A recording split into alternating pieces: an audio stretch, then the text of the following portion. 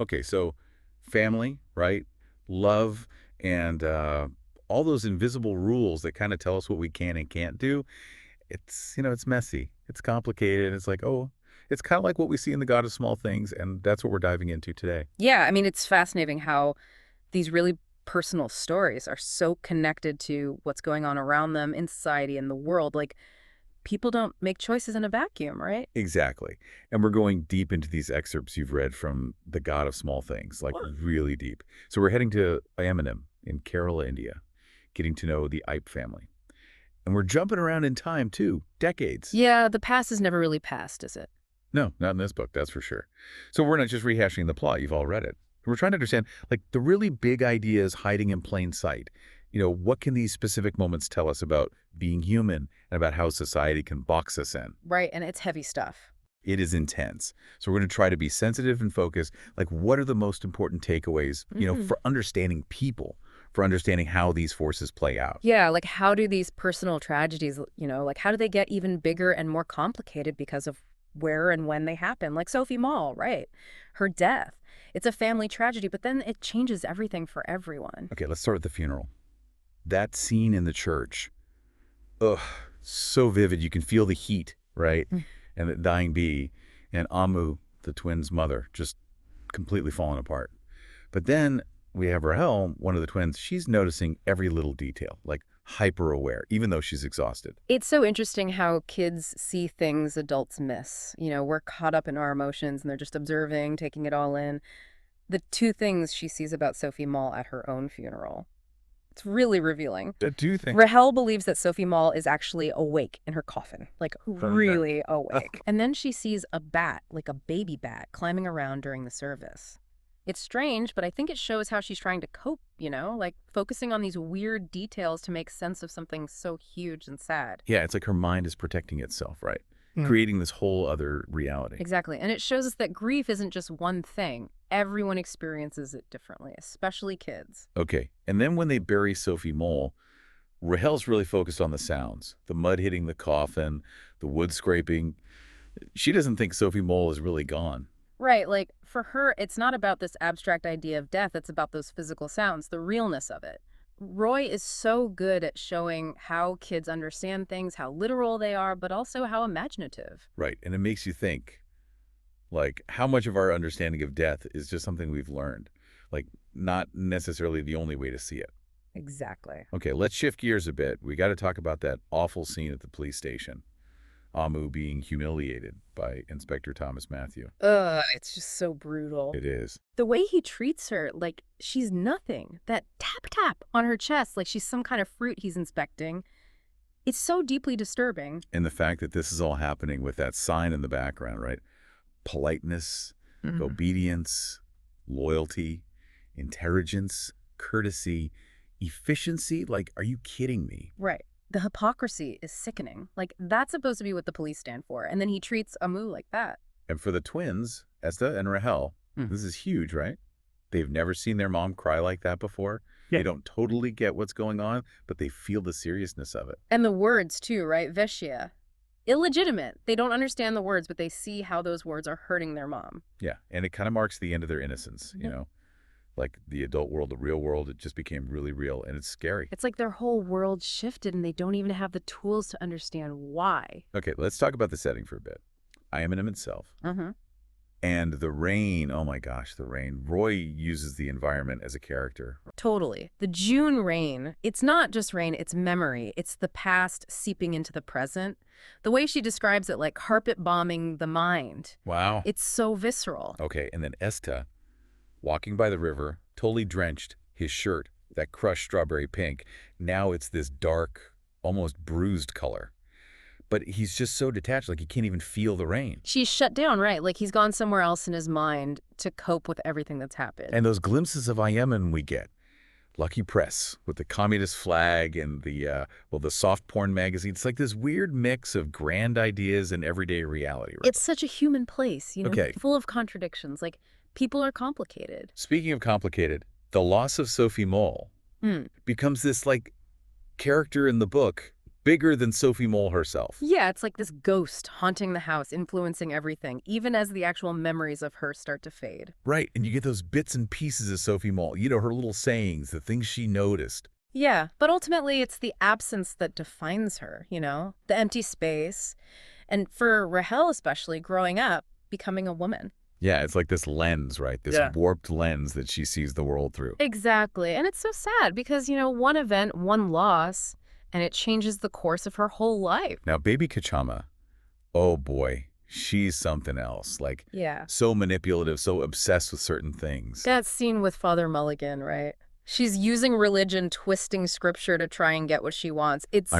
It's kind of funny. It is. But also kind of desperate, right? So, like she's so fixated on this one thing she feels she's been denied. Okay. And her garden. Mm. All those anthuriums. And that peeing cherub statue. Yeah.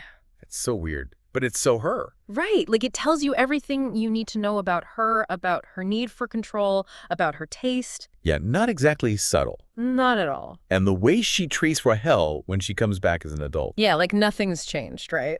Same old baby Kachama still trying to control everything and everyone. It's like all that time, all those tragedies, and she's still stuck. And then there's Margaret Kachama. Right. Still carrying all that grease and bitterness. And Amu, thinking about Estha needing a father figure, a baba. And that leads to... the separation of the twins. Oh, heartbreaking. And the twin expert, right? So clinical, so cold, like their bond is just ordinary, nothing special. And yet we see how devastating it is to separate them. Roy messes with time in this book, right? Oh. Like it's not just a straight line from beginning to end. Right, she's playing with it. She's showing how the past and the present are all tangled up, how personal stories are connected to big historical events. Like even before Sophie Mol arrives, even before British colonialism, Christianity arriving in Kerala with the Syrian bishops, and that's all part of it. It's like their personal tragedies are happening on this much bigger stage, right? With these historical forces shaping everything. Exactly. Now, Amu's marriage, disaster from the start. Oh, yeah. Meeting her husband, him being charming, but also, well, a drunk, and Amu just wanting to get away from Mayamenam, from her family. And she thinks marriage is the answer. Yeah, but it's a bad answer. Yeah. The wedding, he's already drunk, and then it just gets worse from there. His drinking gets out of control, and then Mr. Hollick. Oh, gosh, yeah. That proposition, it's just another way of using her, exploiting her. It's so awful. And Papachi, Amu's father, he doesn't believe it because Mr. Hollick is English. Yeah. It's like Papachi worships everything British. His Anglophilia blinds him to the reality of what's happening. It's tragic, really. And all of this pressure, this mess, it leads to Amu's unsafe edge, as Roy puts it. Like she's got all this love for her kids. But also this rage. Yes, the simmering rage at how trapped she is. Yeah. And that rage, that kind of explodes, leads to the affair. Yeah, it's like she's trying to grab onto something, anything that makes her feel alive, free. Okay, let's talk about Papachi. He's interesting, but also kind of scary. Like that time when Chaco steps in to protect Mamachi from Papachi hitting her. And Papachi just goes silent, explodes in rage later, smashes his rocking chair. Yeah, he's scary. That rocking chair, it's like a symbol, right? Totally. Of his authority, his control.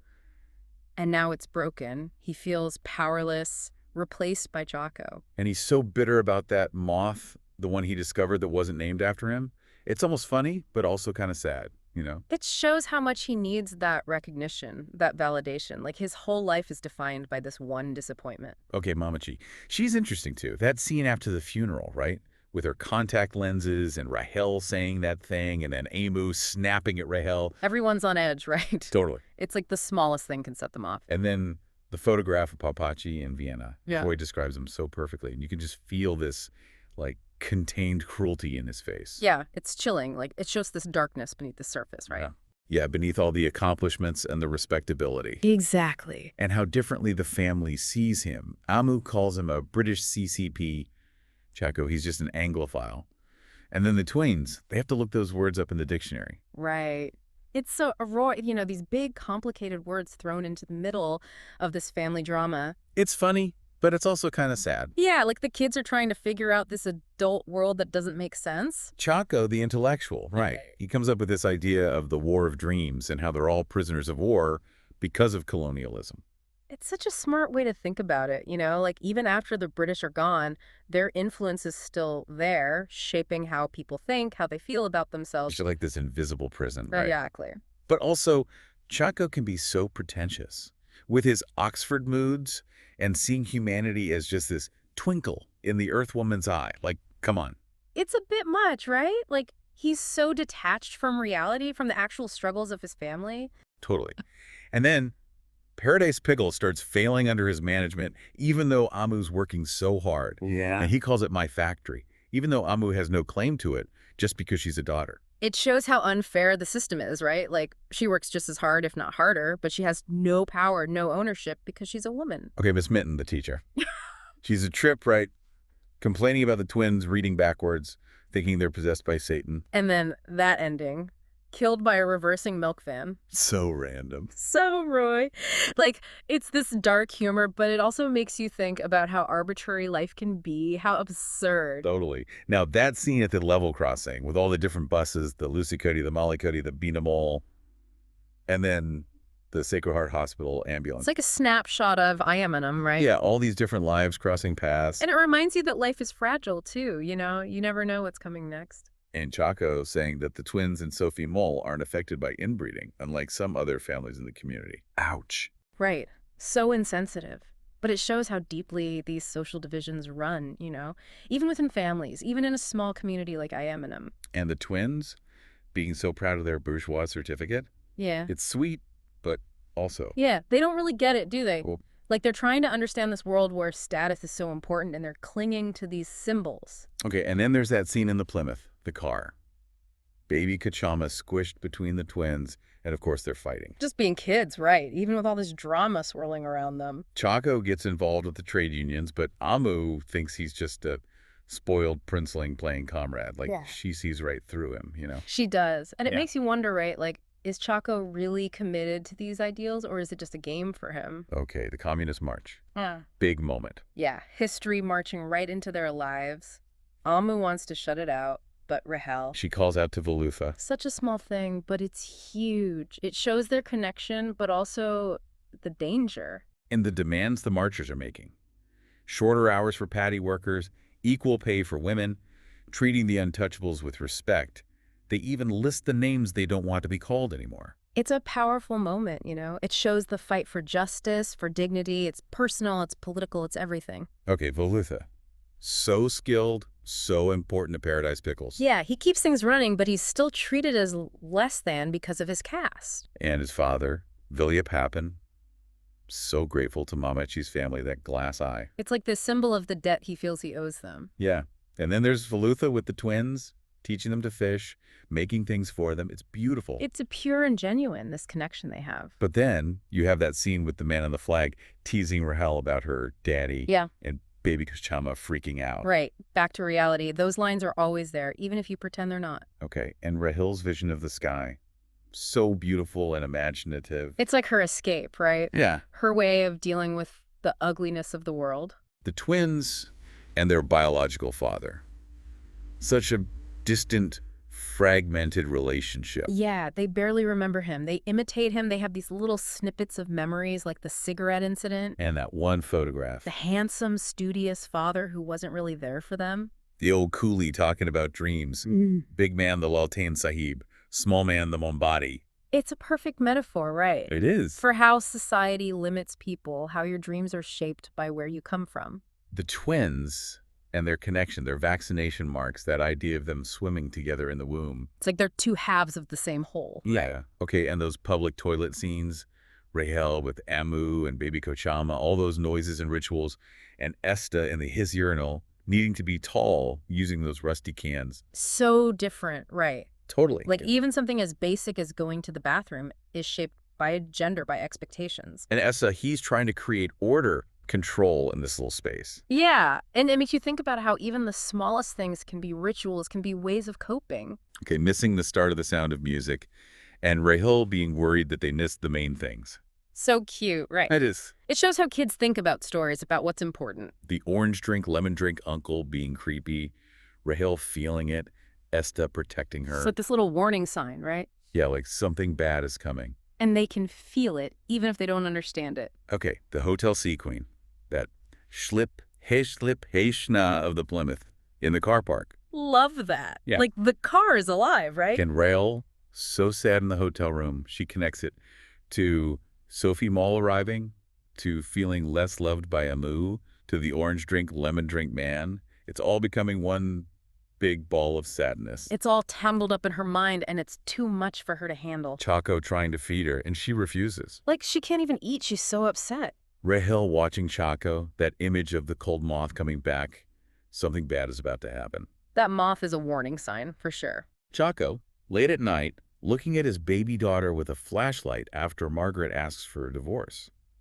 He's trying to memorize her face, looking for any sign of Joe. So heartbreaking, right? It is. Like, he's losing everything, and he's clinging to this tiny human. Rahel asking Chaco if people have to love their own children most. If maybe Amu or Chaco loves Sophie Mol more. Those questions, they're so deep, so insightful. They are. Like, she's trying to understand the nature of love, of family. And it's so complicated, even for adults. Comrade Pillai, such a political operator. Yeah. Talking about Chaco the client and Chaco the management. He's playing the game, right? Yeah, he'll bend whatever rules he needs to get what he wants. And the fact that Velutha is the only real Communist Party member at Paradise Pickles, Pillai hates that. It's like Velutha's genuine belief in those ideals makes him inconvenient. Exactly. Okay, Yemen is changing. The five-star Heritage Hotel is buying up everything, even the communist leader's house, creating these toy histories for tourists. It's so fake, right? It is. Like, they're erasing real history, replacing it with something sanitized, something for rich people to consume. And Comrade Pillai, meeting adult Rahel and thinking she's someone else from America. Clueless, but also he's so proud of his son, Lenin, of his Lenin photos. That whole scene with Rahel and Lenin as kids at Dr. Voorhees' clinic, both of them with things stuck up their noses. Rahel with the glass bead, Lenin with the green gram. So Ray. Right? It's like even in this small human moment, their backgrounds, their families are there. Okay, Sophie Mol arriving at the airport. Kochama telling the twins to be ambassadors of India. Oh, God, so much pressure. And the twins trying to act right, but inside they're a mess. Small things were said, big things lurked unsaid. It's like the calm before the storm, right? Yeah. All this tension simmering under the surface. Rahel seeing Papachi's nose on Sophie Mol's face. Like the past is literally written on her face, right? And Estha refusing to say, how do you do? Amu being so embarrassed. Chaco saying they'll deal with it later. And that word later just hangs there. Ugh, chills. Right, like you know something terrible is going to happen. It's like a ticking time bomb. After the airport, the twins are so self-conscious, they're afraid of being punished. Sophie Mol asks about hitting, about their dad. She's so innocent, but she's poking at these sore spots without even knowing it. And Rahel making her list to try to make sense of things. Trying to create order out of chaos. And Sophie Mol saying Rahel might be a midget. Kids say the darndest things. They do. And that roux-shaped silhouette waving only at Rahel. Creepy, right? Like some foreshadowing. Sophie Mol asking if they can sashay, and Estha being all, no. He's such a mood. Okay, everyone's seeing the twins as interchangeable. But then Rahel finds their secret story, Little Amu. It's written in both their handwriting. It's beautiful, their bond. Like they have this whole world that only they share. Amu getting worse. Rahel being expelled from school. Amu's last visit, bringing those little gifts, the cigarette sweets, the phantom pencil box, the Paul Bunyan comic. And she's making plans, right? Yeah, desperate plans to get away, to start over. But it's too late. Amu, so sick. Her body swollen, struggling to breathe. And Mamachi, disapproving. Chaco telling Rahel to see her mom off, and Rahel's full of hate, refuses to go. It's so raw, so painful. It is. Rahel never sees her mom again. Amu dies alone in a dirty hotel room, the crematorium, empty, cold. In Rahel's grief, it's just gut-wrenching. Estha leaves too. Rahel is completely alone. It's like their whole world is falling apart. Mamachi, those old scars, playing handle. Her inner life, a room with dark drapes drawn across a bright day. So poetic. It is. And that story of her first batch of Paradise Pickles, leaking oil even though she tried so hard to preserve them. It's like a metaphor for her whole life, right? Trying to hold things together, but they keep slipping away. And the way she handles Chaco's affairs, sneaking money to Margaret Kachama. She's complicated, right? Like, she does these things that are morally questionable, but she thinks she's doing what's best for her family. Okay, I am in all those little details. The messy kukul bird, the soap-stealing crow, Coach Maria with her split earlobe and her... Disdain for anyone lower than her. Yeah, and not believing in the moon landing. It's funny, but it also shows. How stuck she is in her ways, right? Like, resistant to anything new, anything different. Mamachi meeting Margaret Kochama. Both of them have lost so much. It's so tense. And Machi mentioning her blindness, mentioning Joe's death. Ouch. Like, rubbing salt in the wound. Velutha, seeing Amu for the first time as a woman, noticing her dimples, her arms, and their interactions changing, becoming more charged. It's like a spark, right? It is. But then, boom, the love laws. They can't cross that line. The kids playing with Velutha, blindfolding him. Sophie Mol asking about DIMN in England.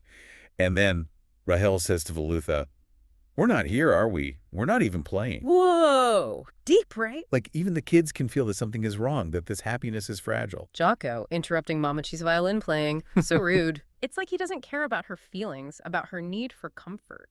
Baby Kochama, suspicious of Velutha, Mm. saying Rahel's overfamiliar with him, wanting to bell the cat. Sophie Mol asking innocent questions.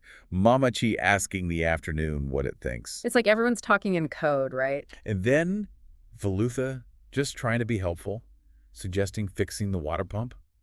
But Baby Kochama says he's their nemesis. Like she's planting the seeds of destruction even though she doesn't know the truth. I am in them. The atmosphere is changing. The pond in the abandoned garden, stagnant, still. The other thing the twins carry. That other thing. It's heavy. It's trauma, it's guilt, it's everything they can't say. And they link Velutha to the monsoons, to life. And when he's gone, it's like this hole in the universe. He was their anchor, in a way, Yeah. and now he's gone, their mom's gone. Rahel going back to the pickle factory, empty and angry colored, hearing the nuns singing in her head. It's like a ghost, right, of a happier time. Estha decides to go to the history house. Because anything can happen to anyone. It's best to be prepared. And Velia Papin says it's haunted by Kari Saipu's ghost, who can capture and redream dreams. Especially twin dreams. Yeah. And Velia Papin, he ends up being chosen by history without even knowing it. It's like fate, or maybe irony, is playing a cruel joke. That feeling of dread in Amu's room, Rahel's awake and she knows. Something bad is coming. The boat sinking, the white boat spider drowning. It's like their hopes are sinking too. Okay, Kutapin. Paralyzed, bitter, listening to the silence, missing his mom. So different from Velutha, who's strong and skilled. But for Kutapin, that's what makes Velutha safe, right? Because he can't read, can't challenge the system. It's so messed up. The orange drink, lemon drink band comes back. Velutha hears the kids singing their dirty song. A little bit of normalcy before everything explodes. Yeah, it's like a brief pause before the storm. The sandpaper boat, the kids working so hard to fix it. It's like they're trying to fix their world too, right? And Kutapin worries about Velutha being seen at the march. And Velutha tries to hate Amu to protect himself, but he can't. Her dimples. He can't get over her dimples. Madness slunk in through a chink in history. A powerful line. The Kathakali performance in Ayamanam. They're there to atone for commercializing their art at that hotel, the heart of darkness. So much irony there. They performed Kama Shabadam and Durodhana Vadam, stories of betrayal, revenge, fighting against injustice. And the twins, they see the madness in the performance. Like they're recognizing something they've seen before. And the fact that after the performance, the men go home and beat their wives. It's like this dark undercurrent to everything, right? This violence lurking beneath the surface. And Comrade Pillai, he's the one who introduced the twins to Kathakali. So strange. It's like he has this appreciation for art and culture, but he also uses it to his advantage. Okay, Chaco moves to Papachi's study. Sophie Mol wakes up in a strange room thinking about her dad. And Chaco tells Margaret Kochama that joke about the optimist and the pessimist. The one with the horrible birthday presents. Right. And she's just asked for a divorce. Chaco's way of dealing with it, I guess. Or not dealing with it. Chaco goes back to India, teaches, comes back to Imanum after Papachi dies. Mamachi welcomes him, but he's horrible to her. Demands her love, but despises her. It's messed up. He keeps talking about Margaret, how she remarried, and Margaret thinks the divorce was a mistake because he never seemed sad about it. Like they're living in different realities, right? Totally. Okay, the night of the tragedy, Amu begs Baby Kuchama to leave them alone. But baby Kachama is starting to get scared putting things together. The rain starts. Kochumari is in a bad mood, cleaning fish aggressively. The tension is building. Vilyapapin comes in, drunk, confesses to Mamachi about seeing Amu and Velutha together. The truth comes out. Mamachi's furious. Vilyapapin says he'll kill his own son. It's like everything is spiraling.